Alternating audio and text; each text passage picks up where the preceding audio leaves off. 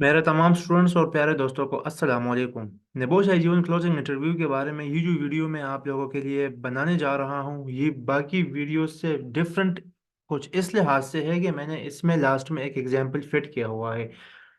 Previous paper का जो भी अभी लोग एग्ज़ाम के बाद जो इंटरव्यू कंडक्ट होने जा रहा है, तो उनके लिए तो इंतहाई हेल्पफुल है। साथ में जो भी लोग किसी भी पेपर के लिए, किसी भी मंथ के पेपर के लिए वो अपनी तैयारी कर रहा है, तो सब के सब उन स्टूडेंट्स के लिए ये बहुत ज़्यादा हेल्पफुल है। तो वीडियो को लास्ट तक देखना बहुत ही ज़रूरी है। और वीडियो डिफरेंट इसलिए है बाकी वीडियो से, बाकी ट्यूटोरियल से, बाकी टीचर से, कि इसमें मैंने लास्ट में एक एग्जांपल फिट किया हुआ है जो कि आपको बहुत ज़्यादा फ़ायदा देगा कि किस तरह एक प्रैक्टिकल एग्ज़ाम होता है।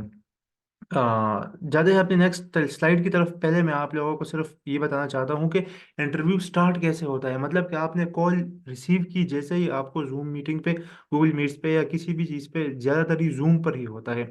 जैसे ही आपने कॉल रिसीव की है तो वहाँ पे किस तरह का हेलो हाय स्टार्ट हो जाता है, वहाँ से लेके यहाँ तक कॉल के एंड होने तक सारा कुछ मैं आपको डिटेल के साथ बताता हूँ। इस वीडियो का जो मेजर पार्ट है, जो मेजर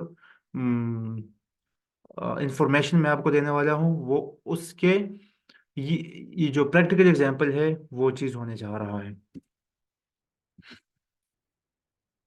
फर्स्ट तो ये कि हाउ द इंटरव्यू स्टार्ट्स। तो सबसे पहले जब इंटरव्यू स्टार्ट होगा, जो आपका ट्यूटर होगा, जो आपका टीचर होगा, जो आपसे इंटरव्यू कंडक्ट करेगा, इनके इंटरव्यूअर, वो आपके अपने ही इंस्टीट्यूट का बंदा होगा। अपने ही इंस्टीट्यूट का बंदा होगा। वो आपको बोलेगा कि hi, this is mister Sohail, I am conducting your interview on behalf of NEBOSH. तो स्टार्ट क्या है, इंटरव्यूअर स्टार्ट्स इंट्रोड्यूसिंग हिमसेल्फ। वो अपने आप के बारे में बोलेगा कि मैं फलां बात कर रहा हूँ। और उसके बाद निबोश ने जो उनको एक लाइन दी होती है कि आपने स्टूडेंट्स को ये बता देना है, मतलब कि पर्पस बताना है, इंटरव्यू का पर्पस बताना है। तो ये दो पोर्शन हो गए। फर्स्ट, इंटरव्यूअर ने खुद को इंट्रोड्यूस कराया। दूसरा, उसने ये बोला कि मैं इंटरव्यू कंडक्ट इसलिए कर रहा हूँ। तो वो जो इसलिए होता है ना, उसमें वो ये चीज़ मेंशन करता है कि हम ये चीज़ कंफर्म कर रहे हैं कि ये निबोश आईजीसी का जो आपने पेपर आईजी 1 दिया हुआ है, तो ये आपने खुद दिया है या आपने कहीं से हेल्प लेके की है। हेल्प लेने का मतलब है कि किसी दूसरे बंदे को इन्वॉल्व तो नहीं किया हुआ है। तो ये थोड़ा फिर क्रिटिकल हो जाता है।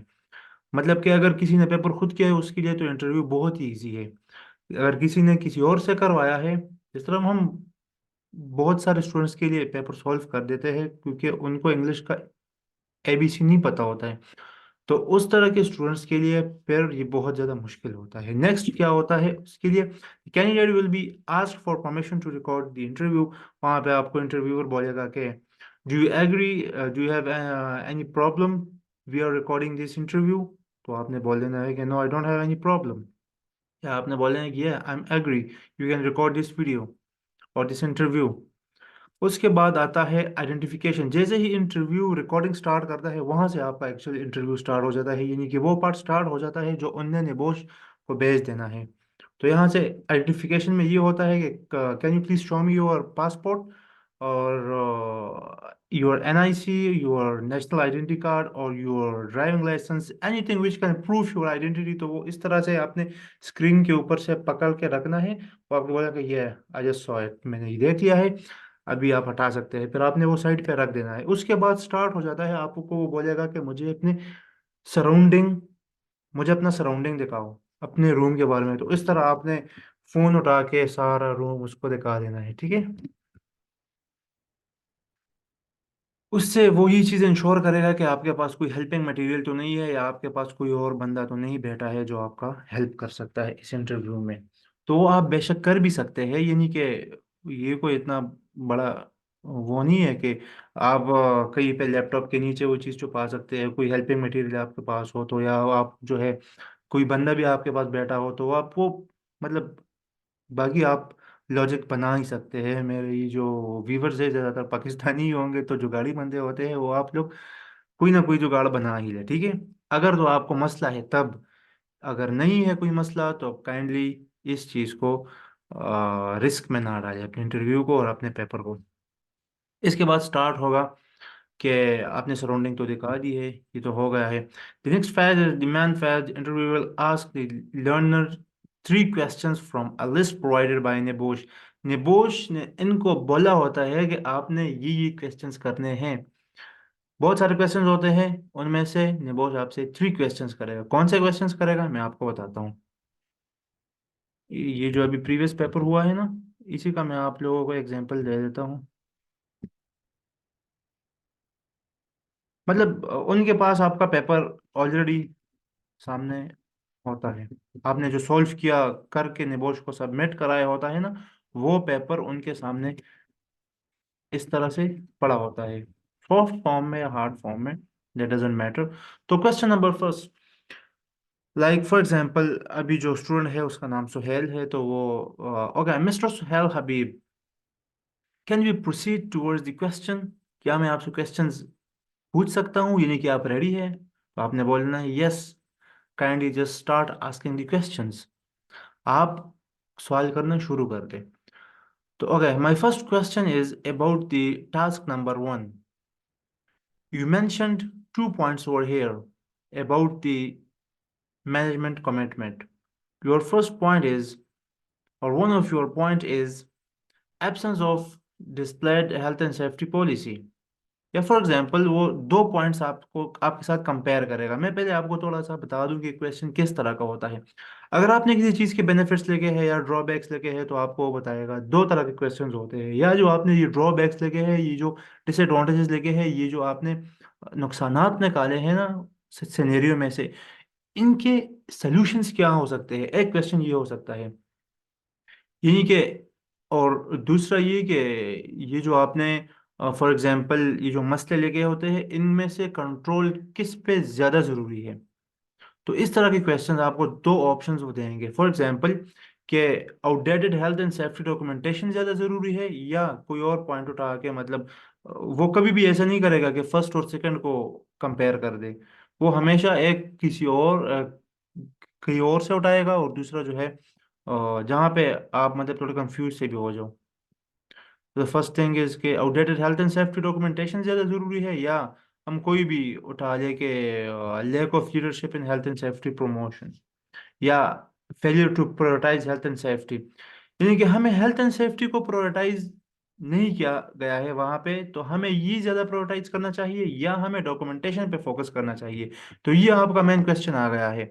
अभी आंसर आपने किस तरह करना है, आपने कोई सा भी आंसर कर देना है, दैट डजेंट मैटर, वहां पे कोई फर्क नहीं पड़ता, लेकिन आपने आंसर करके उसको जस्टिफाई कर देना है। ये बहुत बड़ा इशू है यहाँ पे, आपने जस्टिफाई कर देंगे। Sir, according to me outdated health and safety documentation must be resolve first, that should be given the first priority, because when the health and safety documentation is not updated and are not completed, our all other documentations and all our efforts are useless। हमारे सारे के सारे efforts useless है जब तक हमारे documentation पूरे ना हो। डॉक्यूमेंटेशन में क्या आएगा, रिस्क असेसमेंट्स आएंगे, अपडेटेड होने चाहिए, पॉलिसीज आएंगे अपडेटेड होने चाहिए, वर्क परमिट एक्सेट्रा आएंगे, वो अपडेटेड सारे की सारी चीज़ें होनी चाहिए। तो आपने उस तरह से, ये हो गया है क्वेश्चन नंबर फर्स्ट। अभी अगर वो आपसे क्वेश्चन करे टास्क टू में, तो किस तरह से क्वेश्चन कर सकता है, improving health sorry improving communication at FNW। यानी कि फीडर एंड विंग्स, इस वाले पेपर में एक ऑर्गेनाइजेशन का नाम था। तो फीडर एंड विंग्स में कम्युनिकेशन हम किस तरह से इम्प्रूव कर सकते हैं। Establishing clear channels for communication, point number first ये है। रेगुलर सेफ्टी ब्रीफिंग, अच्छा इसमें किस तरह का क्वेश्चन हो सकता है, इसमें ये हो सकता है कि रेगुलर सेफ्टी ब्रीफिंग्स, एक पॉइंट ये हो गया, आपने जो दो पॉइंट्स लेके हैं पेपर में। तो रेगुलर सेफ्टी ब्रीफिंग्स या ट्रेनिंग एंड एजुकेशन, किन किस वाले में ये ज्यादा नुकसान उठा रहे थे। ये जो FNW है, ये इन दोनों कम्युनिकेशन, ये तो वहां पे नहीं थे ना, ना वहां पे रेगुलर सेफ्टी ब्रीफिंग्स थे, ना वहां पे ट्रेनिंग एंड एजुकेशन था। तो वहां पे कौन सी चीजें थी, इन दोनों में से कौन सा स्ट्रॉन्गेस्ट आर्गुमेंट जो था, जो कि उसको ज्यादा नुकसान पहुंचा रहा था। तो या तो आपने ये चीज उसको आंसर कर देना है, या आपने या जो है वो पूछेगा कि रेगुलर सेफ्टी ब्रीफिंग्स हम किस तरह से यानी कि क्या कहते हैं, ठीक कर सकते हैं या उसमें हम इम्प्रूवमेंट ला सकते हैं। तो कंडक्ट रेगुलर सेफ्टी ब्रीफिंग्स और tool box talk to communicate important safety information. तो अगर इस तरह का क्वेश्चन आ जाए कि भाई हमने करना क्या है, तो आपने फिर वही बता देना है जो आपने क्वेश्चन में लगा हुआ है। तो ये एक मतलब बाय चांस आ जाते हैं इजी क्वेश्चंस। ऑडिट और इंस्पेक्शन में जो डिफरेंसेस है यहाँ पे, तो वो आपने बता देना है कि मतलब उससे हम किस तरह हेल्प ले सकते हैं। ऑडिट कितना इंपॉर्टेंट है, इंस्पेक्शन कितना इंपॉर्टेंट है। यहाँ मैनेजमेंट सिस्टम जो है, यहाँ पे बेनिफिट्स हमने बताए हैं टास्क नंबर 4 में, के बेनिफिट्स क्या क्या है health and safety management system के। तो जब मैनेजमेंट सिस्टम होगा तो वो आपसे पूछेगा कि इम्प्रूव्ड कंप्लायंस इसमें ज़्यादा हेल्प देता है या इनहेंस्ड रिस्क असेसमेंट इसमें अच्छे से होता है। तो आपने फिर एक पॉइंट को उठा के उसको जस्टिफाई कर देना है, ठीक है। फॉर एग्जाम्पल, सुहेल एक स्टूडेंट का नाम है, यहाँ पे मैं क्वेश्चन बनाता हूँ।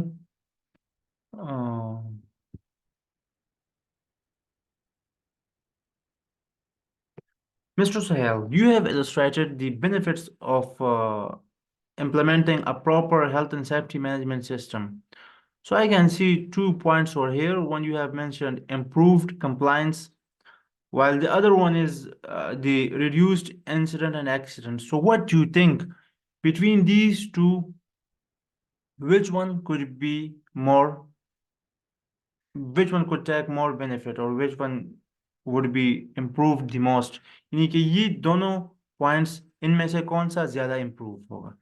तो आपने क्या बोल देना है कि रिड्यूस्ड इंसिडेंट्स एंड एक्सीडेंट्स, वहां पे एक्सीडेंट और इंसिडेंट्स जो है रिड्यूस हो जाएंगे। तो ये बहुत बड़ा फायदा है as compare to the previous one. तो इस चीज से जब आप बोलेंगे क्या कि फलां वाला फायदा कम है, फलां वाला नुकसान कम है, इससे ये होगा, मैंने वो पॉइंट इस वजह से लिखा है, ये पॉइंट, इस पॉइंट को मैं ज्यादा वैल्यू करता हूँ, तो जब ये चीज़ आप इंटरव्यू में बोलेंगे तो इंटरव्यू को पक्का पता चलेगा कि भाई ये पेपर आपने खुद सॉल्व किया है। अगर आप लोग जस्टिफाई ना कर पाए, ये इतना स्ट्रिक्ट भी नहीं होता आपसे, वो मतलब 100% रिजल्ट इंटरव्यू में नहीं उनको रिक्वायर्ड होता है। आपने उनको कुछ ना कुछ 50% भी उनको, अगर आपने ये चीज़ एश्योर कराई कि मतलब मुझे पता है पेपर के बारे में कुछ ना कुछ, तो आप लोग पेपर पास कर सकते हैं। अच्छा, अगर आप लोगों ने पेपर पास नहीं किया फिर क्या होगा।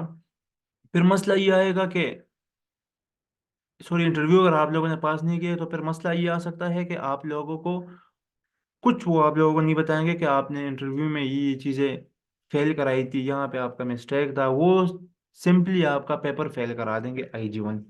तो पेपर को फेल करने से बेहतर है कि आप इंटरव्यू के लिए रेडी प्रिपेयर हो जाए। इसको बाय हार्ट याद करने की बिल्कुल भी ज़रूरत नहीं है, आप सिर्फ क्वेश्चंस को समझिएगा, ठीक है। Thank you so much for watching this video. और सब्सक्राइब तो आपने किया ही होगा, अभी तक नहीं किया हो तो काइंडली कर दें। Thank you so much and अल्लाह हाफिज़। Take care.